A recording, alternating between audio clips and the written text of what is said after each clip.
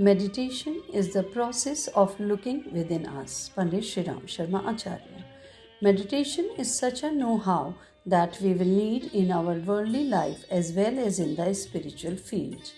The more we improve on meditation, the more valuable it will become in any field whatsoever. Meditation is very useful both in properly utilizing whatever we already have and attaining the brilliance for whatever we wish to achieve. Pandit Shriram Sharma Acharya. Book title: Dhyan ka Darshanik Paksh, Conceptual Aspect of Meditation. Book Introduction. This is an indispensable guide about meditation, giving its core concepts that could make the practice workable and fruitful to anyone so as to reap its benefits both in worldly and spiritual fields. Why should we practice meditation? There are two aspects of life. One is around us and the other is within.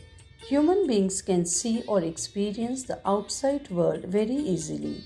However, all treasures are in reality lying within the soul. The life, intelligence, thoughts, greatness, natural gifts, virtues, talents, and so on. Normally, these inner treasures, for instance our thinking, are lying scattered in a chaotic manner.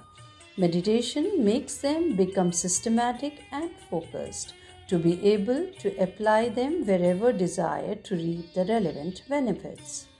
How should meditate? The human mind is made in such a way that we cannot think of anything without giving them a form.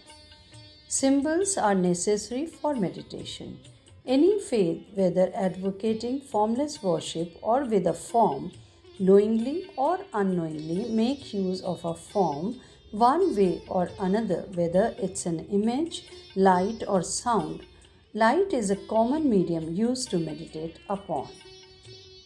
The author advises visualizing the divine light entering and illuminating three focal points of our triple existence: the navel for the physical body, the forehead for the subtle body, and the heart for the causal body.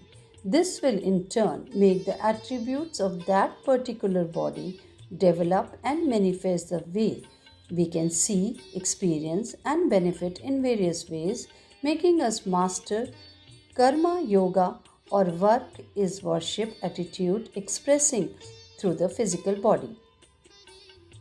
Gyana Yoga, or knowledge and far-sightedness in the subtle body, and Bhakti Yoga, or love and devotion in the inner being or the causal body. For example, Bhakti Yoga would make the person have a love for the body so as to keep it healthy and fit, love for the mind to keep it wise and well balanced, love for the soul to make efforts for its development, and love for the world expressed as a service to humanity. I am not a spiritually minded person. Why should I meditate? Meditation helps to bring together all scattered physical, mental, and spiritual energies and direct them to achieve the desired aim, whether worldly or spiritual. So meditation is there for everyone. Few excerpts from the book. There are two kinds of upasana or worship: chanting divine names and adoring and meditating on some kind of form. Worship can never be performed without any name or form. These are the two universal ways of worship. Take any religion or sect, and you will certainly find people chanting the name. Whom or what should we meditate on? On our own self or on God? My child, whether it is God for us or us, both are one and the same. Our evolved form itself is God. Our developed form is what has been stated in Shivoham, meaning I am Shiva. The auspicious one, Satchidanandoham, meaning I am truth, knowledge, and bliss. Tatsami, meaning you are that, the God. Ayat Atma Brahma, meaning this Atma is Brahma, the absolute reality. Pragyanam Brahma, meaning my highest intelligent self is Brahma, the absolute reality. All these great sentences of Vedanta convey that our refined form itself is the God. Our God is indeed our own refined form. The individual soul and Paramatma, the Supreme Soul, are both the same. The former is somewhat finite, the latter is infinite. The former is like an atom, the latter is like the universe. The former is trapped in Maya or illusion, and the latter is free from it. These are the only differences between the two. If we can refine ourselves, we can attain the stature of Paramatma. That is why we meditate on the light, we meditate on our inner light, we meditate on our goal, and we meditate on our life. I am only concerned with what is meant by the term light in spirituality. It is used to mean the divine light, the latent light or knowledge, not as something glowing physically but to mean knowledge. I have referred to that light for which we are offering our prayer to God. Tamso ma jyotirgama. O God, from darkness leads to light. Wherever the term light is used in spirituality, it essentially denotes knowledge. God's divine light enters our body through the navel. Our bones, blood, and flesh will start to sparkle when we receive that divine light. When I say they sparkle, it actually means you will develop devotion for work, agility, courage, love for hard work, love for duty. This is Karma Yoga. Karma Yoga is the yoga of the physical body. Whenever God's divine light appears in the body, it will be in the form of Karma Yoga. The person will be seen becoming dedicated to his work. Work will become worship to him. Puja or rituals, worthy deeds, ideal deeds, any actions which are useful to people, duty-bound actions are all part of Karma Yoga. When you meditate on that light, which I asked you to do alongside the recitation, and it becomes manifest in your energy channels as agility, you will keep working throughout the life. You will live as a Karma Yogi with a work in worship mindset. You will work hard, you will do the best work, you will obey your duties which you owe. When the divine lights enter your mind, you should become a Gyana Yogi. You should be a Karma Yogi through your physical body and a Gyana Yogi through your mind. Whatever thoughts you may have in your mind should always be positive, never ever negative. Your mind is crowded with thoughts and imaginations, many of which are like swarms of mosquitoes that are of no use at all. Most imaginations are useless and meaningless. If you had worthwhile imaginations in your mind, if you had made your thoughts well organized, eminent, capable, and flowing only in the right direction, most of you could have been like Voltaire or Rabindranath Tagore.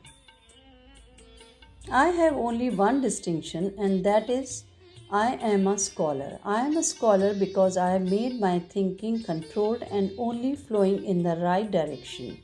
I never let my thinking go astray in useless matters. Any wave of thoughts emerging from my mind will only go into the systematic matters, having good direction, high-minded and doable. My mind only plays within what is real and practical. I stop all the unreal, impractical, and unnecessary thoughts from entering my mind. I flatly refuse their admission. I tell them to stay away. Gyana Yoga is that thing that makes us courageously forbid any unworthy elements which usually keep infusing into our mind and proactively attract, organize, and stabilize only those thoughts which are worthy and desirable. then our mind will become something called the repository of knowledge.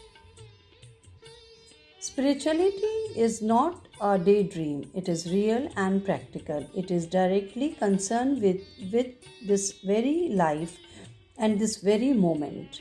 Spirituality is not a dream or fantasy. God is not a dream or fantasy. If there is God at all, He should appear in and manifest in our current life and as our exemplary character. God should manifest from within. The third meditation on the light I referred to is the light of our inner being, the light of confidence, conviction, dedication, and compassion, which illuminates from all around in the form of love. I call it Bhakti Yoga, manifesting as love. Love means giving. We won't stay without giving at least something to someone whom we love. Whoever we love, we will give something to them. Bhakti Yoga is a real sense that means kindness, compassion, love, and seva or service to humanity. You should keep meditating on life. If you meditate on light, you will get an opportunity to walk in the direction indicated in Tamso Ma Jyotirgamami, meaning, O God, from darkness leads to light. You should control and systemize all chaotic situations of the mind with the help of God, with the help of recitation, and with the help of meditation. We should coach ourselves so intensely that we become totally engrossed in whatever task we do or may have to do, whether it is a worldly task or the one dedicated to God. Such a single-minded focus is a spiritual quality. If we learn properly to meditate on light, I can assure you that we will be able to achieve everything that a spiritualist should achieve. The goal of life is to attain perfection. Such perfection can only be that of the godly stature. We need to direct our meditation on that goal to transform our individual soul into the Supreme Soul. We form a mental image of the God that reflects His manifestation, virtues, actions, and nature to meditate upon, and then we make an effort to get closer to it. The real form of meditation is establishing oneness with it and trying to ingrain its qualities to become self-same. To be successful in attaining control over the mind and its flow is a success of meditation. Once it is mastered, the rages like lust, sorrow, grief, anger, anxiousness, cravings, and so on could easily be controlled. The mind can be stopped from getting entangled in these flurries and could be persuaded and engaged into useful thinking. There is no other better method than meditation to attain this state or self-mastery. It will impart benefits both in spiritual and material fields. The knack of stopping energies from getting dispersed and dissipated and keeping them safeguarded all the time to be used in the most desirable objective is known as a spiritual concentration. The person who masters its application can achieve miraculous successes and achievements by bringing together all his scattered energy and directing it to one particular task. Few topics covered in the book are: a form as a medium to assess the formless. What is meditation? Why should we meditate? Who or what is God? The light as a medium of meditation. Meditating divine light in the three bodies and their effects. Karma Yoga, Gyana Yoga, and Bhakti Yoga in daily life.